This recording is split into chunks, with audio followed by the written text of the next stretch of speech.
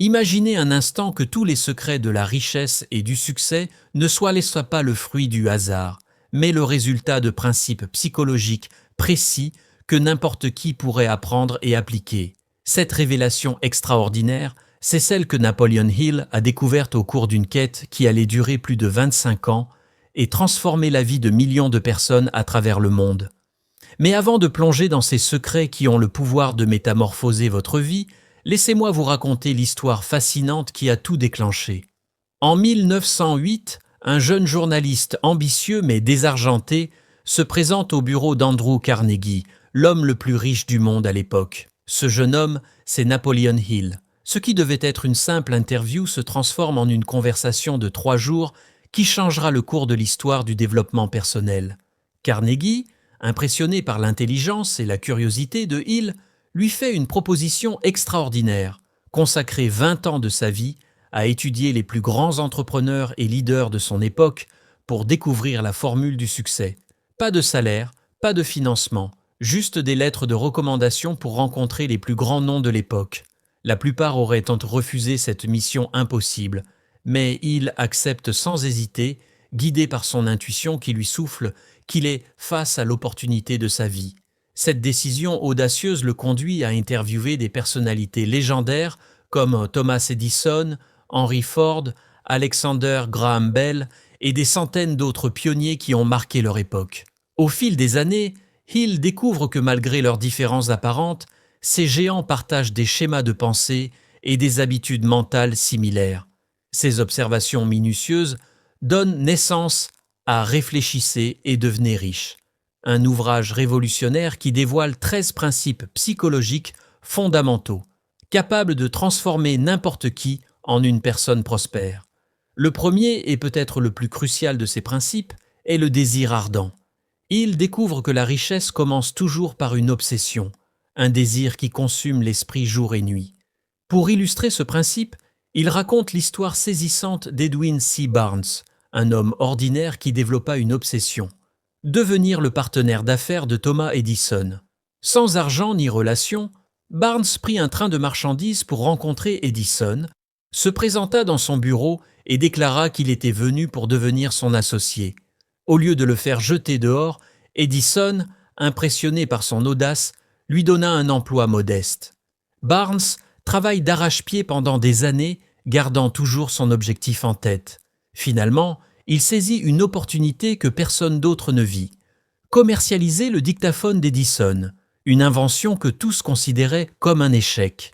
Cette décision le rendit millionnaire et réalisa son rêve initial de devenir le partenaire d'Edison. Mais le désir seul ne suffit pas. Il découvre que le deuxième principe crucial est la foi absolue en sa capacité à réussir. Cette foi n'est pas une simple pensée positive, c'est une conviction profonde qui doit être cultivée scientifiquement. Il explique que notre esprit fonctionne comme un aimant. Nos pensées dominantes attirent leurs équivalents physiques. Si vous doutez constamment de vous-même, vous attirez des circonstances qui justifieront ces doutes. En revanche, si vous cultivez une foi inébranlable en votre succès, vous commencerez à remarquer des opportunités invisibles aux autres. Pour développer cette foi, Hill introduit le troisième principe, l'autosuggestion. Il s'agit de reprogrammer son subconscient en répétant des affirmations positives avec une émotion intense. Mais attention, il ne s'agit pas de simples mantras vides. Hill insiste sur l'importance de combiner ces affirmations avec des actions concrètes. Par exemple, si votre objectif est de devenir millionnaire, vous devriez non seulement vous répéter cette ambition chaque jour, mais aussi établir un plan précis pour y parvenir et agir immédiatement sur ce plan. Un quatrième principe fascinant que Hill met en lumière est la connaissance spécialisée. Contrairement à ce que beaucoup pensent, les personnes qu'il a étudiées n'étaient pas nécessairement les plus instruites. Henry Ford, par exemple, était considéré comme ignorant par beaucoup. Lors d'un procès, des journalistes le ridiculisent en exposant son manque de culture générale. Ford les stupéfia en répondant « Sur mon bureau, il y a une rangée de boutons. En appuyant sur le bon bouton, je peux convoquer des hommes qui peuvent répondre à n'importe quelle question sur le sujet où ma connaissance est limitée. Pourquoi devrais-je encombrer mon esprit avec des connaissances générales quand j'ai des hommes autour de moi qui peuvent fournir toute connaissance particulière dont j'ai besoin ? Cette anecdote illustre un point crucial. Le succès ne dépend pas de ce que vous savez, mais de votre capacité à utiliser les connaissances des autres. Il souligne que la véritable expertise consiste à savoir où trouver l'information nécessaire et comment l'appliquer efficacement. L'imagination joue également un rôle central dans la création de richesses. Il distingue deux types d'imagination, synthétique et créative. L'imagination synthétique permet de réorganiser des idées et concepts existants de nouvelles façons, tandis que l'imagination créative permet d'accéder à des inspirations originales venant de ce qu'il appelle l'intelligence infinie. Les plus grands succès combinent souvent ces deux formes d'imagination. Un autre principe fascinant que Hill a découvert est la transmutation sexuelle. Il observe que les personnes les plus accomplies ont appris à canaliser leur énergie sexuelle vers des objectifs créatifs et professionnels. Cette énergie, lorsqu'elle est correctement dirigée, peut devenir une source inépuisable de motivation et d'inspiration. Hill cite l'exemple de grands artistes et inventeurs qui ont utilisé cette technique pour accomplir des réalisations extraordinaires. La planification organisée constitue un autre pilier essentiel des secrets psychologiques de la richesse. Hill a découvert que les personnes qui réussissent ne laissent rien au hasard. Ils développent des plans détaillés et surtout, ils les mettent en action immédiatement. Cependant, Hill fait une observation surprenante. Les plans d'initiaux échouent souvent. Le véritable secret réside dans la capacité à ajuster rapidement ses plans face aux échecs, sans jamais perdre de vue l'objectif final.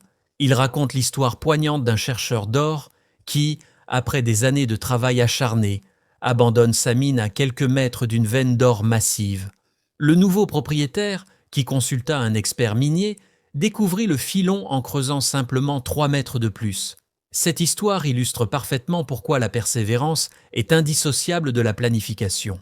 Un concept particulièrement novateur introduit par Hill est celui du cerveau collectif, ou mastermind. Il observe que derrière chaque grande fortune se cache une alliance de cerveaux travaillant en harmonie vers un objectif commun. Hill explique que lorsque deux esprits ou plus se réunissent dans un esprit de parfaite harmonie, ils créent une troisième force invisible mais tangible, capable de trouver des solutions qu'aucun individu n'aurait pu concevoir seul. Cette découverte remet en question le mythe du self-made man solitaire. Les plus grands succès sont toujours le fruit d'une collaboration intelligente. La puissance de la décision est un autre principe crucial identifié par Hill. À travers ses recherches, il remarque que les personnes qui accumulent des fortunes ont une caractéristique commune. Elles prennent des décisions rapidement et les changent lentement, si jamais elles les changent. À l'inverse, les personnes qui n'arrivent pas à s'enrichir ont tendance à prendre des décisions lentement et à les changer rapidement. Cette observation souligne l'importance de développer sa capacité à prendre des décisions fermes, même avec des informations incomplètes. Un aspect fascinant des découvertes de Hill concerne le rôle des émotions dans la création de richesses. Il identifie ce qu'il appelle les émotions positives et les émotions négatives, expliquant que notre esprit ne peut héberger simultanément ces deux types d'émotions. Les émotions positives comme l'enthousiasme, la foi et l'amour doivent être consciemment cultivées pour dominer les émotions négatives comme la peur, la jalousie et la colère. Il souligne que les émotions ne sont pas simplement des états passifs, mais des forces actives qui influencent directement nos résultats. La persévérance, selon Hill, est la force qui transforme l'échec en tremplin vers le succès. Il raconte l'histoire inspirante de R.U. Darby, qui, après avoir investi dans une mine d'or, abandonna lorsque la veine sembla s'épuiser. Il vendit son équipement à un ferrailleur qui consulta un géologue et découvrit que la veine d'or continuait à seulement 3 pieds de l'endroit où Darby avait arrêté de creuser. Cette histoire illustre parfaitement pourquoi la persévérance est indissociable du succès. Un aspect particulièrement intrigant des recherches de Hill concerne ce qu'il appelle le sixième sens. Il s'agit de cette faculté intuitive qui permet aux grands leaders de prendre des décisions cruciales, sans avoir toutes les informations rationnelles nécessaires. Hill explique que ce sixième sens se développe naturellement lorsqu'on applique les autres principes avec constance. C'est comme si l'esprit devenait une antenne, capable de capter des signaux invisibles pour les autres. Le pouvoir du subconscient occupe une place centrale dans les découvertes de Hill. Il explique que notre esprit conscient agit comme un gardien, filtrant les informations qui atteignent notre subconscient. Ce dernier, tel un jardin fertile, fait croître toutes les pensées qu'on y plante, qu'elles soient positives ou négatives. Il révèle une technique puissante pour programmer son subconscient. Écrire ses objectifs en détail et les lire à haute voix chaque matin et chaque soir, en y insufflant une forte charge émotionnelle. Cette pratique, maintenue avec constance, finit par créer ce qu'il appelle une obsession positive, qui guide automatiquement nos actions vers la réalisation de nos objectifs. L'un des aspects les plus controversés mais fascinants des recherches de Hill concerne la transmutation de l'énergie sexuelle.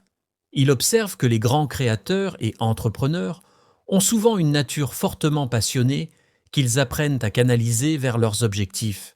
Cette énergie, lorsqu'elle est correctement dirigée, devient une source inépuisable de créativité et de motivation. Hill cite l'exemple de grands artistes et inventeurs qui ont utilisé cette technique pour accomplir des réalisations extraordinaires.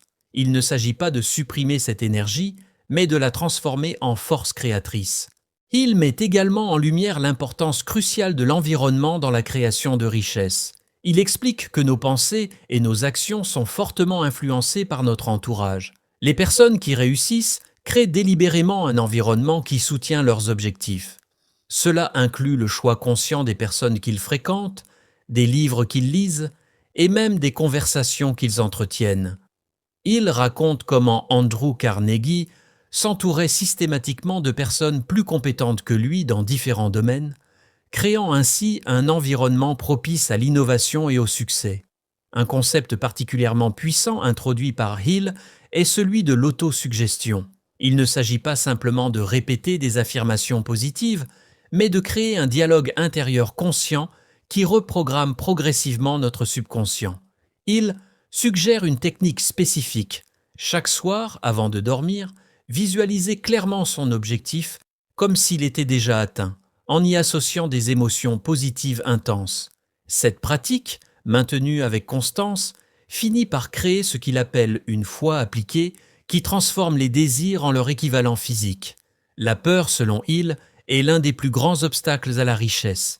Il identifie 6 peurs fondamentales: la peur de la pauvreté, la peur de la critique, la peur de la maladie, la peur de perdre l'amour de quelqu'un, la peur de la vieillesse et la peur de la mort. Ces peurs, souvent inconscientes, sabotent nos efforts vers le succès. Hill propose une méthode simple mais efficace pour les surmonter. Les identifier clairement, les analyser rationnellement et prendre des actions spécifiques pour les confronter. Il souligne que la peur perd son pouvoir lorsqu'elle est exposée à la lumière de l'analyse rationnelle. L'alimentation de l'esprit est un aspect souvent négligé mais crucial selon Hill. Il explique que tout comme notre corps a besoin d'une nutrition appropriée, notre esprit nécessite une alimentation quotidienne en pensée constructive et inspirante. Hill recommande de consacrer au moins 30 minutes chaque jour à la lecture d'ouvrages qui nourrissent l'esprit et stimulent l'imagination. Il souligne particulièrement l'importance des biographies de personnes ayant réussi, car elles permettent d'absorber indirectement leur sagesse et leur expérience. Un concept fascinant développé par Hill est celui de la personnalité magnétique. Il observe que les personnes qui réussissent développent naturellement un charisme qui attire les autres. Ce magnétisme n'est pas inné, mais résulte de l'application consciente de certains principes. Maintenir une attitude positive constante, montrer un intérêt sincère pour les autres, parler avec conviction de ses objectifs et cultiver une présence qui inspire confiance. La gestion du temps est un autre aspect crucial des découvertes de Hill. Les personnes qui accumulent des fortunes ont une approche différente du temps. Ils le considèrent comme leur actif le plus précieux. Hill révèle que les grands entrepreneurs qu'il a étudiés avaient tous des routines quotidiennes strictes, concernant leurs meilleures heures aux activités les plus importantes. Il cite l'exemple de Carnegie, qui divise sa journée en segments précis, chacun dédié à une activité spécifique, maximisant ainsi son efficacité. L'importance de l'action immédiate est un thème récurrent dans les observations de Hill. Il remarque que beaucoup de personnes passent leur vie à se préparer, à attendre le moment parfait, mais ne passent jamais à l'action. Les personnes qui réussissent, en revanche, agissent rapidement sur leurs idées, même si leurs plans sont imparfaits. Hill raconte l'histoire inspirante de William Wrigley Jr., qui commença comme vendeur de savon, puis de levure, avant de découvrir que les chewing-gums qu'il offrait comme prime à ses clients étaient à des plus populaires que ses produits principaux. Il agit immédiatement sur cette observation, créant un empire du chewing-gum. Le concept de résilience face à l'échec est particulièrement bien développé par Hill. Il observe que les personnes qui accumulent des fortunes ont généralement connu plus d'échecs que la moyenne, mais leur approche de l'échec est différente. Ils le voient comme une source d'apprentissage temporaire plutôt que comme une défaite permanente. Hill cite l'exemple de Thomas Edison qui, après des milliers de tentatives infructueuses pour créer une ampoule électrique fonctionnelle, déclara qu'il n'avait pas échoué, mais avait simplement trouvé 10 000 façons qui ne fonctionnaient pas. L'un des aspects les plus profonds des découvertes de Hill concerne ce qu'il appelle la loi de la compensation. Cette loi stipule que chaque adversité, chaque échec et chaque déception porte en elle le germe d'un avantage équivalent ou supérieur. Il explique que les plus grandes fortunes ont souvent été bâties sur les cendres des plus grands échecs.